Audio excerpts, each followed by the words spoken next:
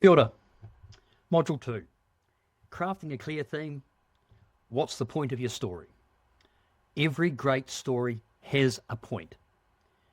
But if you're like most of us, like most guides, you've probably told a story or given a talk that wandered a little. Maybe it had great facts, even strong delivery, but somehow the big idea didn't quite land.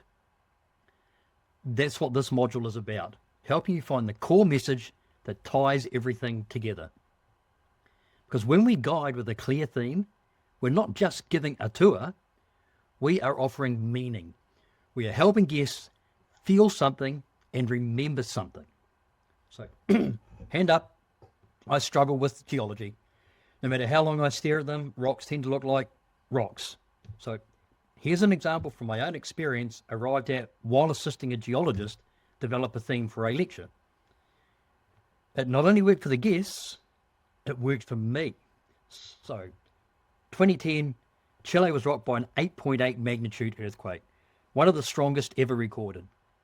The destruction was massive, and for days, the headlines were all about collapsed buildings and aftershocks. But what stayed with me was something quieter, the people. In the days that followed, neighbours who had never spoken were sharing food and water. Volunteers were clearing rubble before the government could respond. Entire towns reorganised themselves out of sheer necessity and care for one another. I'd originally learned about this event as a geologic story about fault lines and tectonic movement. But standing there, guiding guests through the region years later, I realised this wasn't just a geology lesson. It was a story about resilience, about how the land doesn't just shape mountains, it shapes us, it shapes people. That shift from the facts to what the facts mean is what a theme is all about. Once I understood that in relation to this story, my guests began connecting not just with earthquakes, but with their own experience of disruption and adaptation. The conversation expanded. The theme opened a door. So what exactly is a theme? So let's make the distinction really simple. A topic is what you're talking about. A theme is why it matters. So if my topic was the Chilean earthquakes, my theme was forged by fault lines, how disaster shaped a culture of resilience. Themes answer the deeper question. So what? And in guiding, that's everything. Sam said, the point interpretation wants to make is the theme. And Freeman Tilden reminded us that the goal of interpretation isn't instruction, it's provocation. That's provoking us to think our own thoughts. We're not here to transfer information. We're here to help people connect, care, and remember. So here are 3 practical ways to work with your theme. So first of all, think in themes, not topics. So topic, multi-day rafting expedition. Thematically, rivers shape more than canyons. They carve out resilience, trust, and the rhythm of shared experience. This version opens the door to metaphor, emotion, and broader relevance beyond the physical adventure. Secondly, wrap it in a universal concept.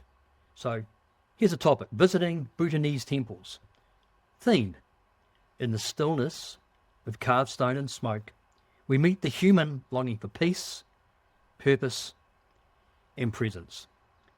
The universal search for meaning becomes the connective tissue that links guests' personal reflections to unfamiliar cultural practices. And third, plot versus theme. Plot is what happened, theme is what it means. So you're taking a guided backpacking journey through a landscape with a contested land use history. Hiking through protected areas, crossing historical borders, camping under old growth trees. Thematically, who the land belongs to depends on who gets to tell the story. This moves the experience from itinerary to insight, something guests will carry home and think about long after the trip ends. Should you literally say your theme out loud to your guests? The answer, sometimes. It depends on your context and tone. So, classically, there are three approaches to choose from. First is the ham sandwich model, named after Sam Ham, not literally, and a ham sandwich. Open with the theme. Build with vivid examples. Close by reinforcing the point. It's clear, it's classic, it's great for presentations or lectures. The emergent model. Let the theme unfold. Don't say it right away. Let it emerge from the story itself. Ideal for walks, small groups, or layered storytelling. It's also the way most jokes are told, when the punchline comes at the end. And finally, the implicit model. Say nothing at all. Let your imagery, tone, and silence do the work. This works beautifully in reflective moments when the point is to feel, not define. No matter the model you choose, the important thing is that you know the thing, because that clarity is what guides your telling of the story. A strong theme creates space. Space for curiosity. Space for meaning. Space for your guests to see themselves in the story. It's not about telling people what to think, it's about giving them something to think about. That's the difference between a tour and a turning point. So, this is in the workbook that accompanies this, but try this. So think of a story or a topic you already tell and complete this sentence. When it comes to my topic, I think it's really important for this audience to understand that. Take a second, say it out loud, write it down. That's the beginning of your theme. When you lead with a theme, you lead with purpose. You give your story a spine.